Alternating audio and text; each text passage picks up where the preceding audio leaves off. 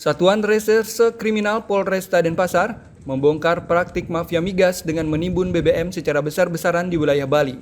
5 tersangka termasuk operator SPBU diamankan bersama barang bukti truk modifikasi berkapasitas ribuan liter yang digunakan untuk menampung solar bersubsidi.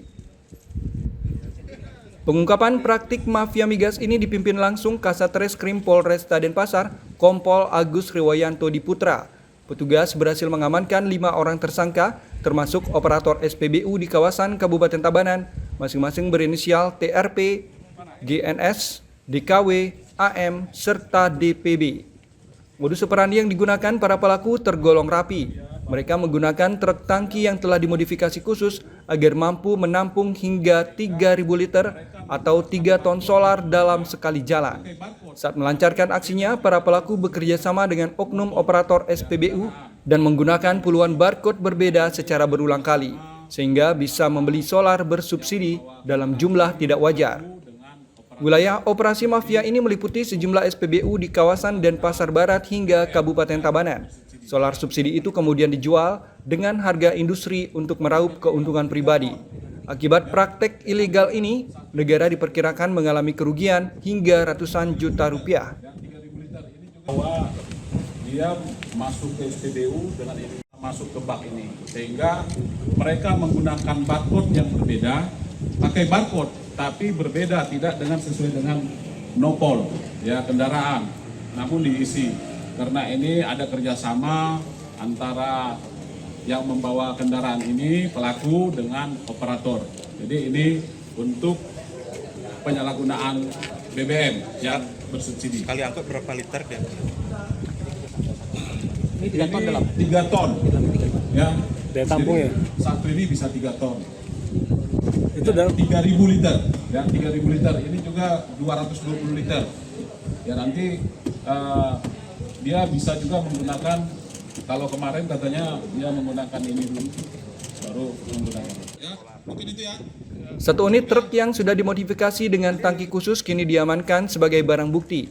Para tersangka dijerat dengan pasal 55 Undang-Undang Nomor 22 Tahun 2001 tentang minyak dan gas bumi, sebagaimana telah diubah dalam pasal 40 angka 9 Undang-Undang Nomor 6 Tahun 2023 tentang Cipta Kerja. Penyidik juga menerapkan jungto pasal 55 KUHP terkait penyertaan tindak pidana dengan ancaman pidana penjara paling lama 6 tahun serta denda paling tinggi 60 miliar rupiah. Laporan Tim Liputan Denpasar, Garuda TV.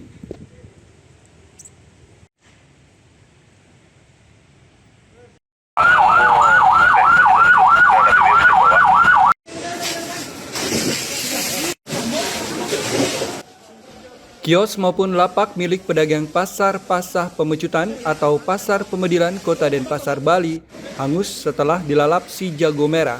Hingga kini belum ada keterangan resmi dari pihak kepolisian terkait penyebab munculnya api.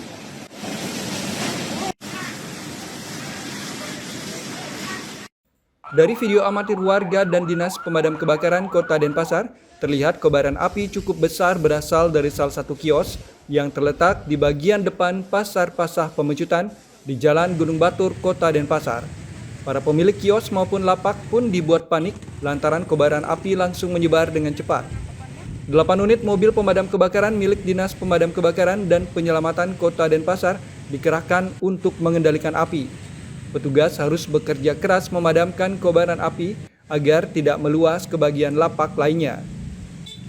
Budi Setiawan, pemilik kios, mengatakan 3 kios miliknya dan 2 kios milik pedagang lain ludes terbakar, termasuk barang dagangan berupa minyak goreng yang baru dikirim oleh distributor. Musibah tersebut diketahui setelah dihubungi oleh pemilik kios lainnya karena kiosnya tutup sesaat sebelum kejadian. Baru aja saya datengin minyak 10 karton baru naruh aja. Belum tahu. Udah habis semuanya. Full minyak tuh minyak goreng. Minyak goreng. Siapa kira-kira ya? Ada Lah kebantuan soalnya sebel ya. Saya kemarin masih habis ngapain. konslet listrik colokan nyangkut Cuma isi kipas ya punya saya. hidup. Enggak rasanya bapak saya maksudnya pulang tutup mati. Beli taunya gimana tadi kebakarannya taunya? Hah? Taunya gimana tadi? Taunya dipanggil di rumah. Kiosnya lagi buka atau enggak? Apa? Kiosnya lagi buka atau enggak? Sudah tutup Pak. Udah tutup ya. Tadi tutupnya jam 5. Kira-kira yang kena berapa kios di sana? Bu? Jadi full kios 5 kios sampai berapa? 5 kios nih. Kalau beli sendiri Saya 3 kios. 3 kios belinya nih.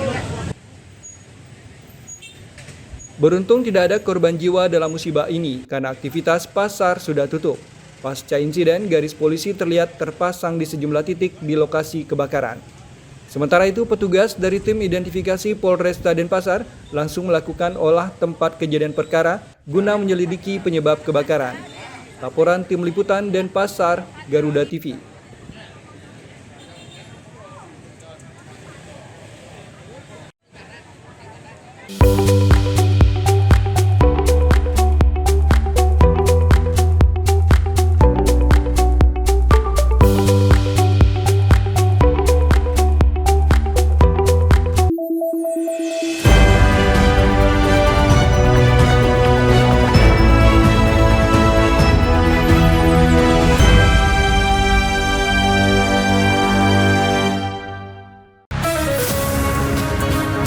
Di tengah perubahan dan dinamika bangsa, ada isu yang memerlukan sebuah solusi.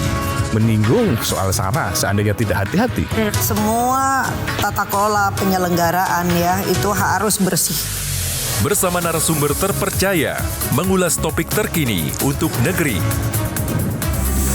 Indonesia Kita, Senin sampai Jumat pukul 7 malam. Hanya di Garuda TV.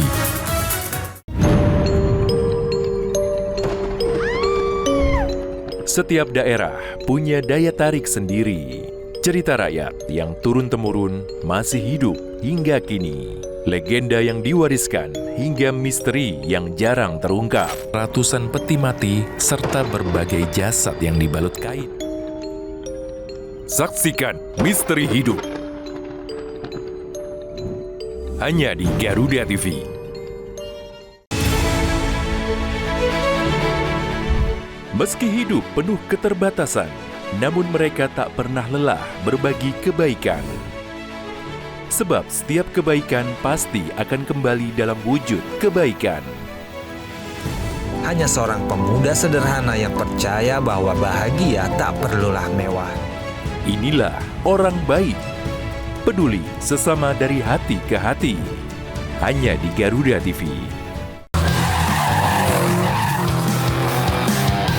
Temukan semua hal menarik tentang otomotif di sini. Pembalap harus mencetak catatan waktu tercepat.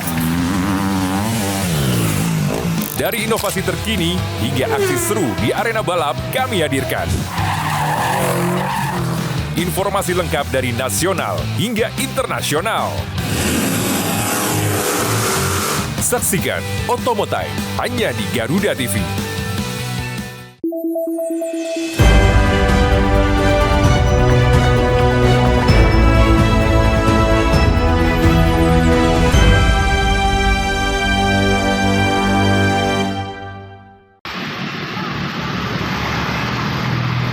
Berbagai upaya dilakukan mengantisipasi merebaknya hantavirus.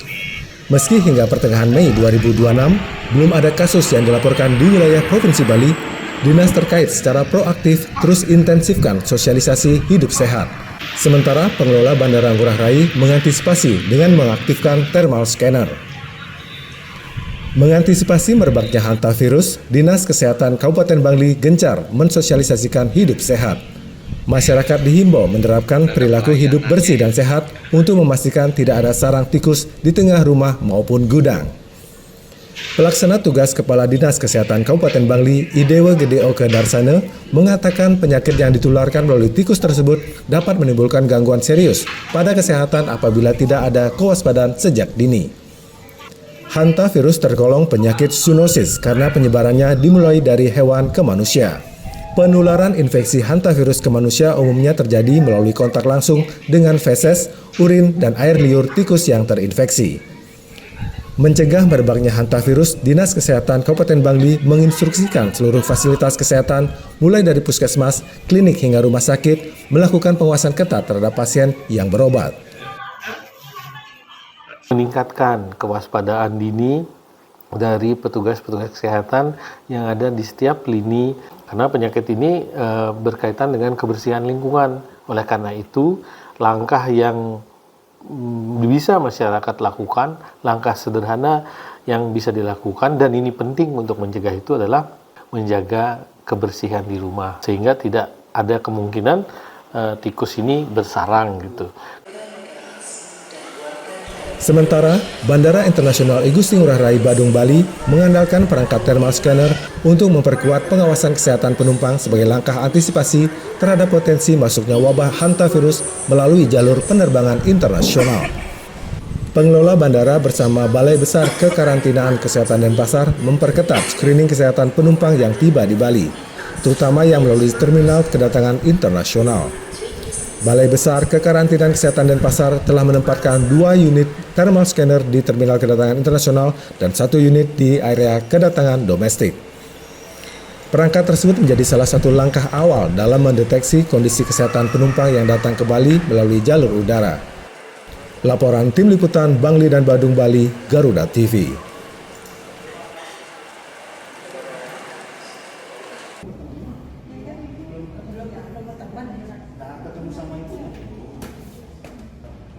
Dinas Kesehatan Kabupaten Karangasem meningkatkan kewaspadaan terhadap potensi masuk dan menyebarnya hantavirus. Masyarakat pun diminta menjaga sanitasi lingkungan dan mewaspadai keberadaan tikus sebagai media penularan virus. Langkah antisipasi dilakukan menindaklanjuti surat edaran dari Kementerian Kesehatan Republik Indonesia terkait peningkatan kewaspadaan hantavirus. Dinas Kesehatan Karangasem segera melakukan koordinasi dan menyiapkan langkah pencegahan sesuai arahan pemerintah pusat. Salah satu langkah yang dilakukan yaitu memastikan kesiapan rumah sakit dan fasilitas pelayanan kesehatan dalam menangani pasien suspek yang mengarah pada penyakit akibat hantavirus. Dinas Kesehatan juga mulai menggencarkan imbauan agar masyarakat menjaga kebersihan rumah dan lingkungan, terutama memastikan area tempat tinggal bebas dari tikus. Hingga saat ini belum ditemukan kasus hantavirus di Bali. Meski demikian, masyarakat diminta tetap waspada tanpa perlu panik berlebihan.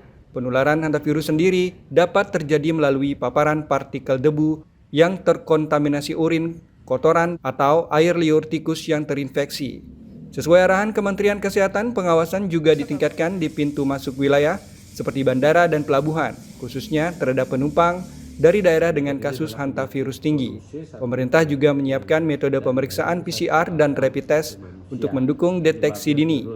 Nah, untuk antisipasi inilah Kementerian Kesehatan mengeluarkan himbauan kepada baik Dinas Kesehatan Provinsi, Kabupaten, Kota, Puskesmas, termasuk karantina untuk mengantisipasi supaya tidak masuk ke Indonesia, apalagi di Bali. Yang pertama, jadi memantau setiap kasus yang berhubungan dengan demam, ada keluhan tadi, ya, keluhan paru, batuk, sesak, atau keluhan kuning yang tipe 1 dan tipe 2 tadi ini dipantau melalui SKDR, mulai dari puskesmas, kemudian rumah sakit, Dinas Kesehatan Kabupaten sampai ke pusat. Itu dipantau perkembangannya, dilakukan penyelidikan epidemiologi, dan tentu melakukan promosi kesehatan yang baik seperti pada yang lainnya. Dinas Kesehatan Karangasem mengimbau masyarakat untuk rutin menjaga sanitasi lingkungan, mengelola sampah rumah tangga dengan baik, serta menggunakan masker dan sarung tangan saat membersihkan gudang atau area yang diduga menjadi sarang tikus. Langkah kewaspadaan ini diharapkan mampu mencegah potensi masuk dan menyebarnya hantavirus di wilayah Karangasem. Laporan Ayu Purnamia, Karangasem, Garuda TV.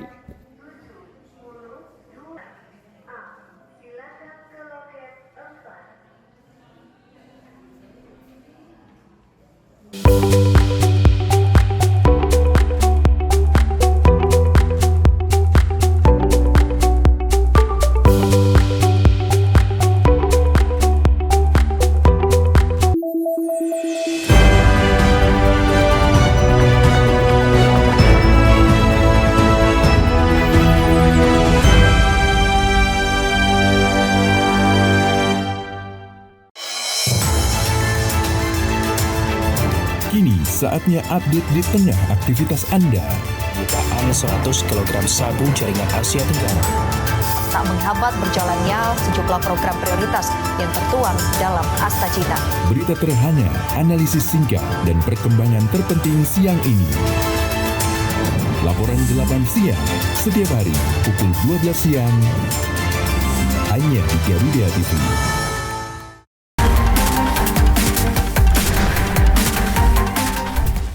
Mengungkap kasus kriminal terkini di seluruh penjuru tanah air.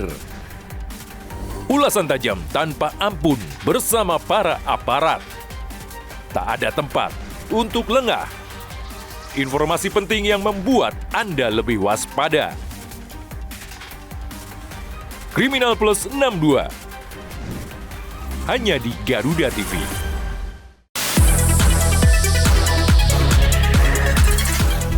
Dunia hiburan memang selalu penuh warna. Drama panggung yang tak terlupakan hingga cerita cinta yang menghebohkan.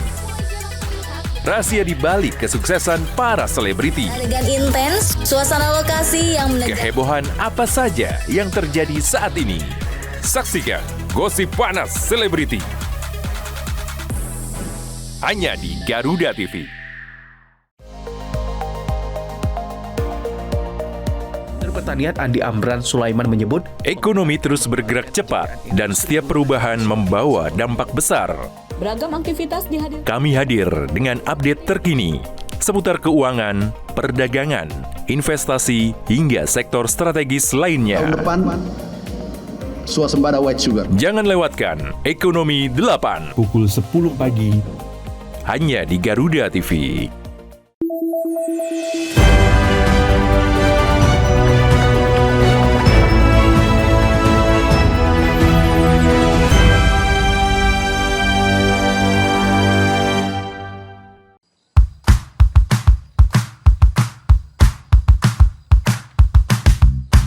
Ribuan pelari trail running atau lari lintas alam dari dalam maupun luar negeri pekan ini akan ambil bagian pada event bergengsi BTR Ultra 2026.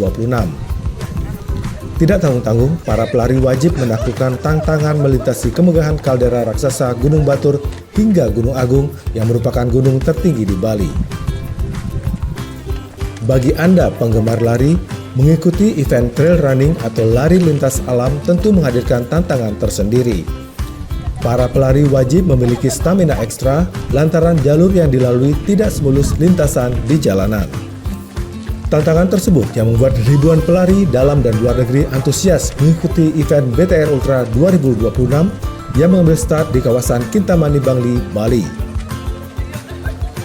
Tahun ini total peserta mencapai 5.916 pelari dari berbagai kategori dengan rincian 7 km diikuti oleh 1.225 peserta, 7 km kit 37 peserta, 18 km melibatkan 2.098 peserta, 30 km 1.556 peserta, 60 km sebanyak 805 peserta, dan 100 km yang diikuti 195 peserta. Ajang lari trail edisi tahun ini menghadirkan lintasan yang lebih menantang. Pada kategori 60 km, peserta akan melintasi jalur ekstrim Gunung Abang, Bukit Runyan, hingga Bukit Pedahan. Sementara pada kategori paling bergengsi 100 km, para pelari diuji melewati 3 gunung sekaligus, yaitu Gunung Batur, Gunung Abang, dan Gunung Agung sebagai gunung tertinggi di Bali. Tak hanya fisik yang mumpuni, para pelari juga harus mempersiapkan mental, karena dihadapkan dengan lintasan menantang yang menghadirkan turunan curam dan tanjakan terjal dengan elevasi hingga mencapai 7.800 meter. Perpaduan jalur tanah, pasir, bebatuan maupun jalan beraspal hingga keluar masuk hutan tentu menguji adrenalin setiap peserta. Di tahun ini kita ada beberapa revisi rute, yang 18 itu yang setahun lalu jadi 15. Tahun ini kita jadikan 18, safety lebih baik, kemudian dari segi logistik panitia juga lebih baik. Kemudian di beberapa kategori ultra, itu kategori yang paling jauh. Jadi mereka akan melewati banyak tantangan. Nah, di rute di Ultra ini sangat banyak kita kaji ulang, terutama di Trunyan itu yang kemarin longsor kita kaji ulang, kemudian kita memilih rute yang lebih safety, tidak jauh dari rute lama, tapi masih on teknis lomba yang baiklah untuk peserta. Safety-nya juga bagus buat peserta. Oke, jadi di BTR Ultra ini bagaimana kita mengemas race trail running ini bukan race yang menakutkan, bukan race yang ekstrim, bukan race yang menegangkan, tapi bagaimana kita memperkenalkan race trail running, olahraga trail running kepada para peserta bahwa sesuatu yang fun, sesuatu yang menarik.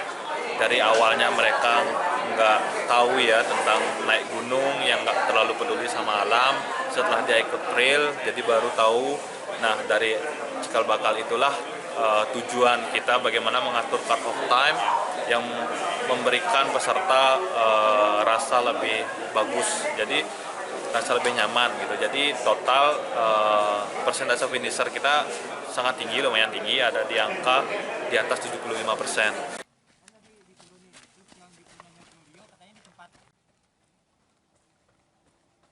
Satu, paling tidak mereka pasti sudah sudah lolos kualifikasi. Kedua, mereka pasti sudah berlatih untuk itu. Ketiga, bisa manfaatkan water station karena di setiap 10 km itu kita siapkan water station untuk isi minum, makan, sesuatu kayak gitu. Terus yang paling tidak yang selalu harus melekat di diri kita itu P3K ya, yang tadi saya bilang emergency blanket, ada fluid, ada headlamp, handphone juga wajib di kategori di ultra ya, karena kalau ada apa-apa mereka bisa lakukan emergency call atau apa.